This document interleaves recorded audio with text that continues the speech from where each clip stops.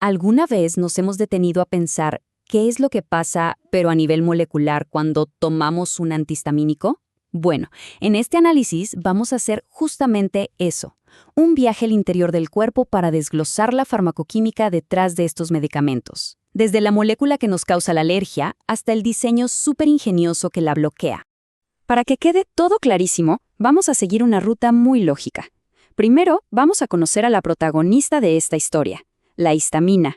Después, veremos cómo se desata la reacción alérgica y cuál es el receptor molecular al que se une. Y ya con eso, nos metemos de lleno a explorar cómo los antihistamínicos logran bloquearla, por qué hay diferentes generaciones y, claro, hacia dónde va el futuro de todo esto. Todo, absolutamente todo, comienza aquí, con la histamina. Para poder combatirla, lo primero es entenderla, de dónde sale y cómo es su estructura. A ver, pensemos en la histamina como si fuera el sistema de alarma del cuerpo. Es lo que se conoce como una hormona local, o sea, un mensajero que solo actúa en su vecindario y que es el que le da el pistoletazo de salida a la respuesta alérgica. Y no solo eso, también es quimiotáctica. ¿Qué significa esto? Pues que lanza una señal química, como una bengala, para llamar a los glóbulos blancos y decirles, oigan, vengan para acá que aquí hay un problema. Su creación es un proceso súper elegante y crucial. Todo arranca con un aminoácido, la L-histidina. Luego entra en juego una enzima, la histidina descarboxilasa, que básicamente le corta un pedacito, un grupo carboxilo, que se va en forma de dióxido de carbono. ¡Y listo! Este simple paso, esta descarboxilación, es lo que transforma a la histidina en la molécula activa que conocemos, la histamina. Y aquí es donde la química se pone de verdad interesante. La histamina no es una molécula estática, para nada.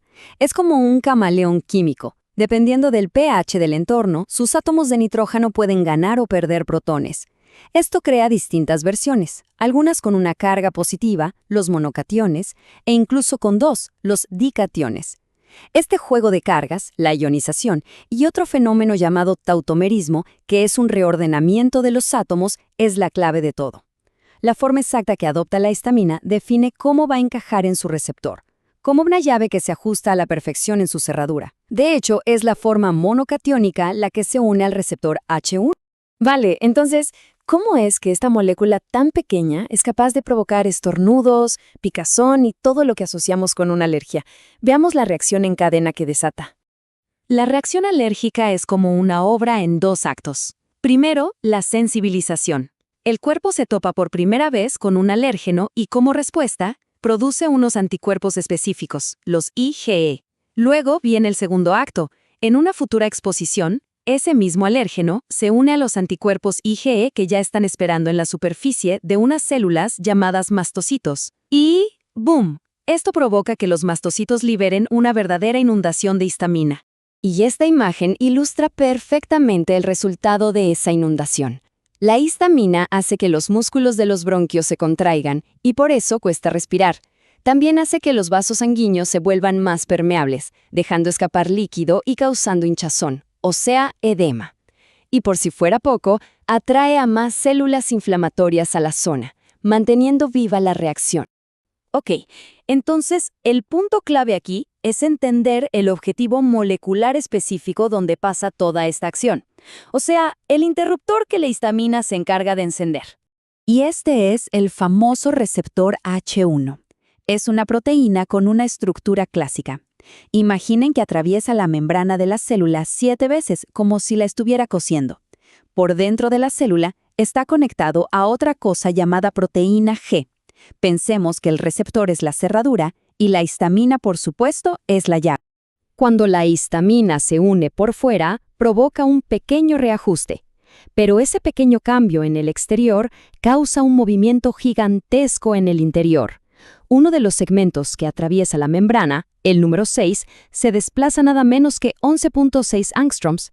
Es un movimiento enorme a escala molecular. Y es justo ese desplazamiento el que activa la proteína G y enciende el interruptor de la alergia. Bien, ahora que sabemos cómo se enciende el interruptor, podemos entender cómo se diseñan los fármacos para básicamente atascarlo y que no funcione. Y aquí entra un concepto clave, la diferencia entre agonista y antagonista. La histamina es un agonista, encaja en la cerradura y la gira, activando todo. Un antihistamínico, en cambio, es un antagonista. También encaja perfecto en la cerradura, pero no la gira. Simplemente ocupa el lugar, impidiendo que la llave de verdad, la histamina, pueda entrar y hacer su trabajo. ¿Y cómo lo hacen a nivel molecular? Pues fármacos como la doxepina tienen unos grupos químicos grandes, voluminosos. Estos grupos funcionan como una cuña. Se meten ahí e impiden físicamente que partes clave del receptor, como los aminoácidos fenilalanina 435 y 432, se puedan mover. Al bloquear ese movimiento, evitan el cambio de forma del receptor y lo mantienen en modo apagado. Claro que no todos los bloqueadores son iguales. Esta estrategia molecular se ha ido refinando con los años, y eso ha dado lugar a distintas generaciones y familias de fármacos, cada una con sus cositas. La gran división es entre dos generaciones. Los de primera generación tenían la capacidad de cruzar la barrera que protege nuestro cerebro, la barrera hematoencefálica, y por eso causaban ese efecto secundario tan conocido, el sueño. Los de segunda generación, en cambio, se diseñaron para ser menos afines a las grasas, lo que les impide pasar esa barrera. El resultado, adiós al efecto sedante. Si echamos un vistazo rápido a las familias de primera generación, nos encontramos con las etanolaminas. El ejemplo clásico es la difenhidramina. Su característica principal, como se ve en la molécula, es ese átomo de oxígeno que funciona como un puente, conectando los anillos aromáticos con la cadena de nitrógeno. Después vinieron las propilaminas, como la clorfenamina. Y aquí la innovación fue simplificar. Se eliminó ese heteroátomo que hacía de puente, el oxígeno que vimos antes, y se demostró que una simple cadena de carbonos también funcionaba. Un diseño más limpio y, de paso, más fácil de fabricar. Pero el verdadero punto de inflexión, el gran salto, llegó cuando se entendió cómo hacer que estos fármacos no solo funcionaran, sino que lo hicieran mejor y por mucho más tiempo. La gran innovación de los antihistamínicos modernos fue añadir un grupo químico, el ácido carboxílico. Este grupo es como un ancla molecular extra. Se une a un sitio secundario del receptor, creando nuevas uniones que sujetan el fármaco con mucha más fuerza. Esto hace que se quede pegado por más tiempo, lo que aumenta de forma brutal su eficacia.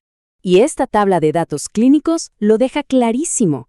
Si vemos los datos 24 horas después de tomar el medicamento, la levocetiricina, que tiene ese grupo ácido, mantiene una ocupación del receptor del 57% y una inhibición de la roncha del 60%. Son cifras muchísimo más altas que las de los otros fármacos. La diferencia es abismal.